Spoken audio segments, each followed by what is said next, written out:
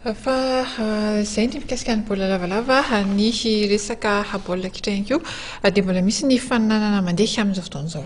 Ny famaranana teo amin'ny sokajy super vétéran sy ny interentreprise na nivon'ireo orinasa izay karakara ny ligna lamanga no tanterahana ao Malasabotsy teny amin'ny kianjan'ny Carion ny lalao famaranana tamin'izany lalao baolina kitra izany.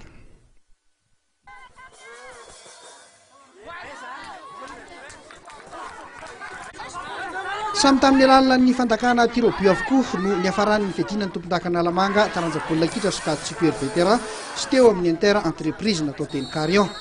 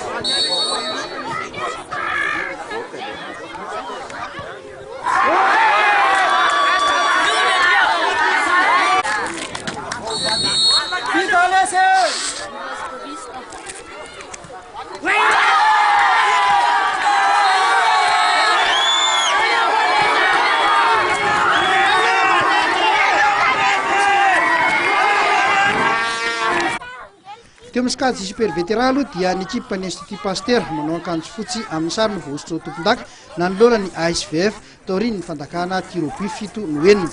Nandritra ny fiam-potoana ara-dalàna dia nisaraka jala rainoray ny rotota ny ekipa ny Institut Pasteur no nanokatra nisa vao nanomboka minitra vitsimonja ny fizaran-taona faharoa.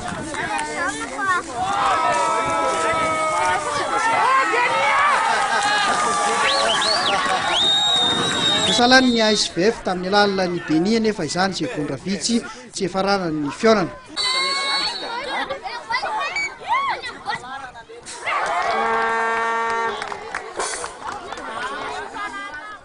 Nanak'izay kosa teo amin'ny faninana ny eo anivon'ny orinasa na ny interentreprise dia mbola tamin'ny alalan'ny fandakana tirobio 14 ihany koa nandrombahany ny ekipa ny Zenelec manao akanjo manga sy fotsy amin'ny sary nanoloana ny ekipa ny Knaps.